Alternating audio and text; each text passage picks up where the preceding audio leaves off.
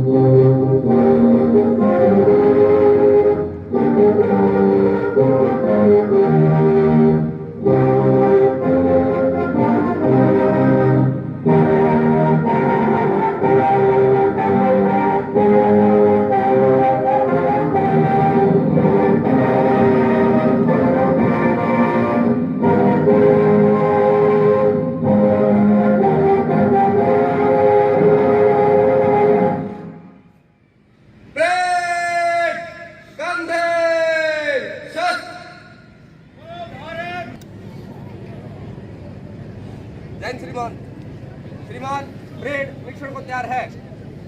करबद्ध निवेदन आज के हमारे माननीय मुख्य अतिथि श्री राम कुमार गौतम। तो सेकंड रो पर कोई भी मत बैठे। सेकंड रो बिल्कुल स्वतंत्रता सेनानियों के लिए और विभागाध्यक्ष के लिए। थर्ड रो पार्षदगण के लिए है। एक मिनट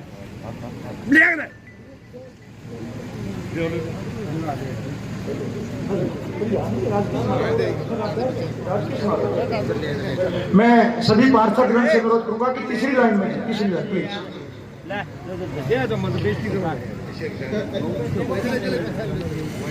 माननीय मुख्य अतिथि महोदय, शहीदों की चिताओं पर लगेंगे हर वर्ष मेले, वतन पर मर मिटने वालों का यही भाग्य निशा होगा। श्री राम कुमार गौतम जी के साथ श्रीमती विजया मलिक।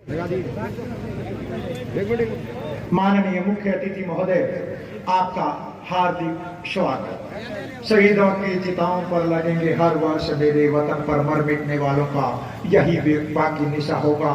शौर्य, वीरता, अदम्य साहस, पराक्रम के बल पर जो हमें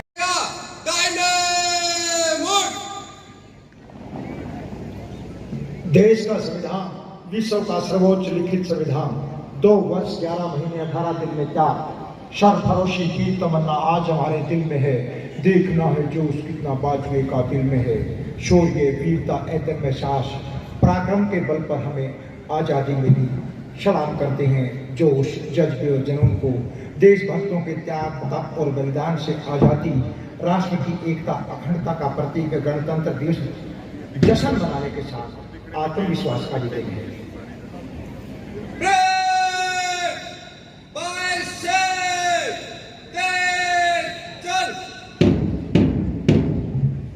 भारत का जीवंत लोकतंत्र जीता जागता उदाहरण है। लोकतांत्रिक संस्थाओं में लोगों की आस्था है। दुनिया के सबसे बड़े लोकतांत्रिक देश के रूप में अपनी पहचान बनाई है।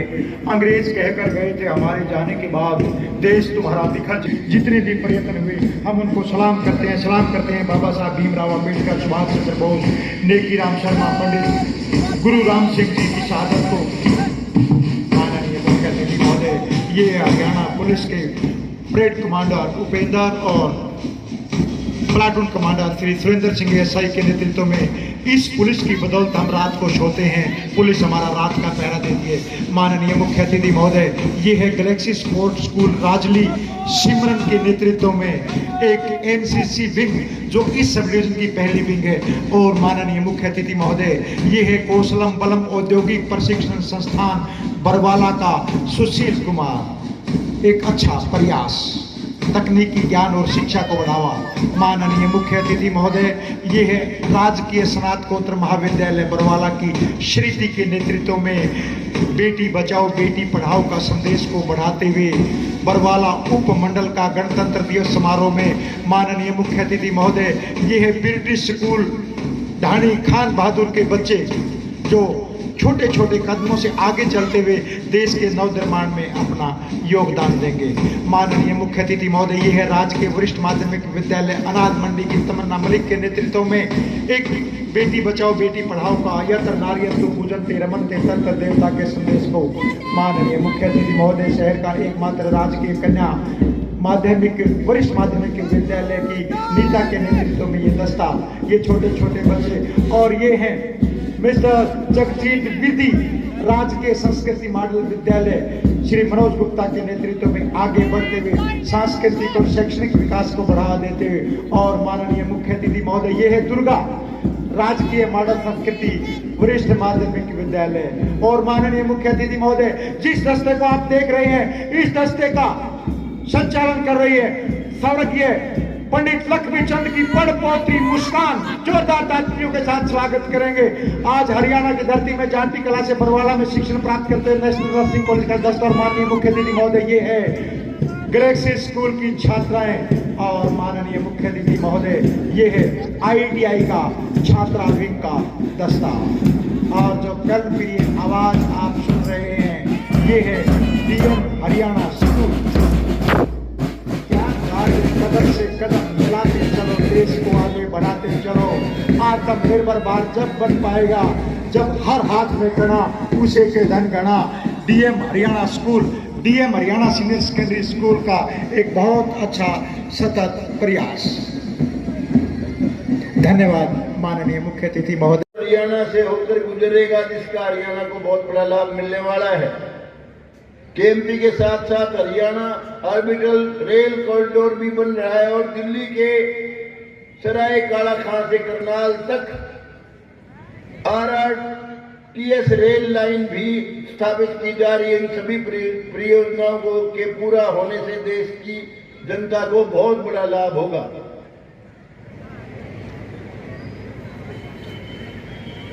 साथियों, हम सबको यह प्रतिज्ञा करनी होगी कि हमें भी अपने कर्तव्यों का पालन करते हुए आने वाली पीढ़ियों के लिए बेहतर भविष्य बनाना होगा। हम मिलकर भारत देश को एक मजबूत राष्ट्र बनाएंगे। हम सब मिलकर सशक्त भारत विकसित भारत का निर्माण करेंगे। सभी नागरिकों को संविधान के प्रति सजग करेंगे और सबको समान रूप से जीने का अवसर प्रदान करेंगे।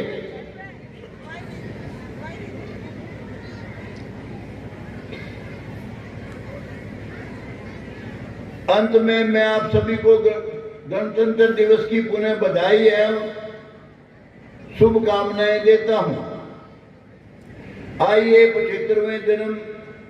75वें गणतंत्र दिवस के इस पावन अवसर पर हम अपनी महान सांस्कृतिक परंपराओं और उच्च नैतिक मूल्यों पर चलते हुए देश और प्रदेश को स्वस्थ, खुशहाल और विकसित बनाने के लिए एकजुट होकर काम करने का संकल्प लें। मैं एक बात और विशेष तौर से कहना चाहता हूं।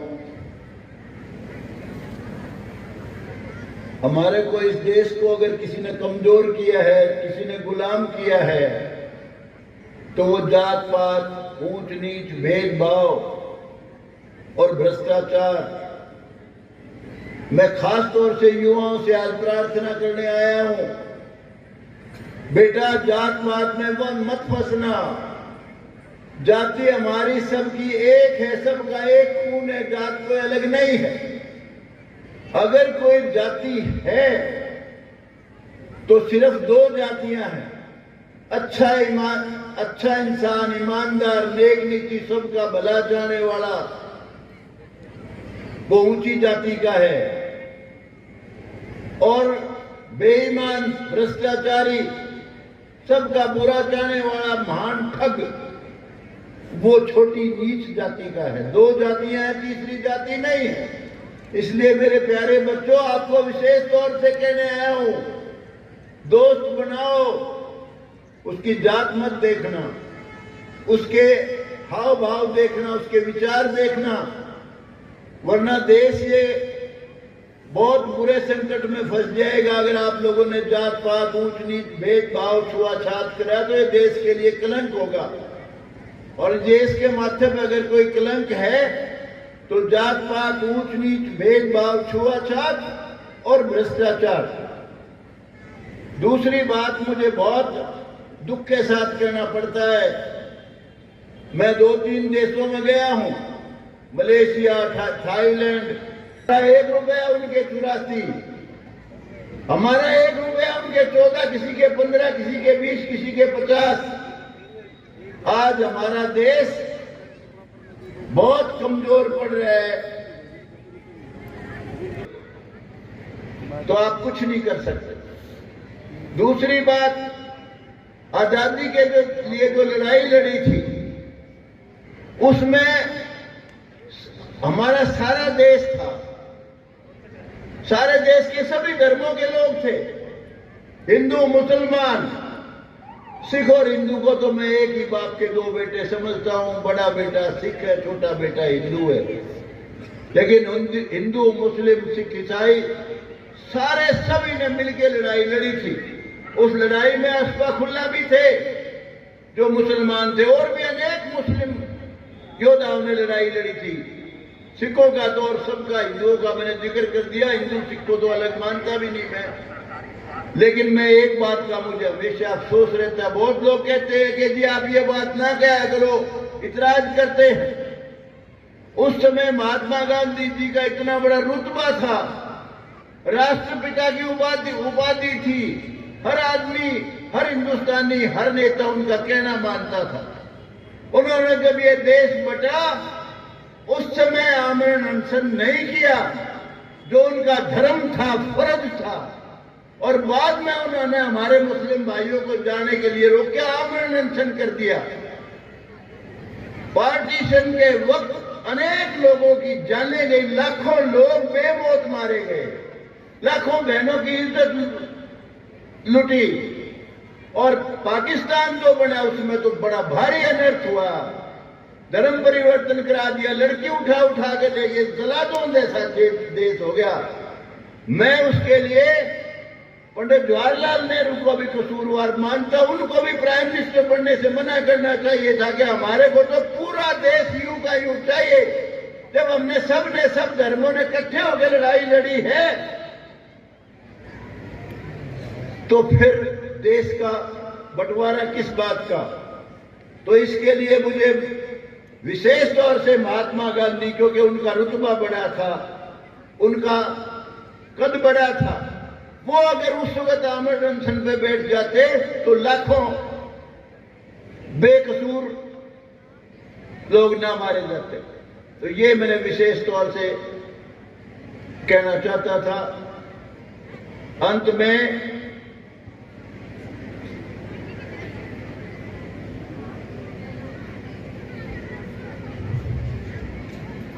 में मैं आप सभी को गणतंत्र दिवस की पुनः बधाई और शुभकामनाएं देता हूं। आइए 75वें गणतंत्र दिवस के इस पावन अवसर पर हम अपनी महान सांस्कृतिक परंपराओं और उच्च नैतिक मूल्यों पर चलते हुए देश और प्रदेश को स्वस्थ, खुशहाल और विकसित बनाने के लिए एकजुट होकर काम करने का संकल्प ने।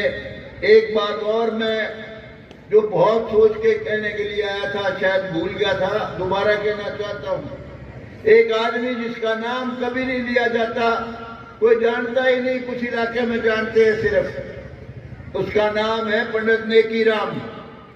ने कहा ये हमारी भूमि है, हमारा देश है, मैं देश के साथ गद्दारी नहीं कर सकता।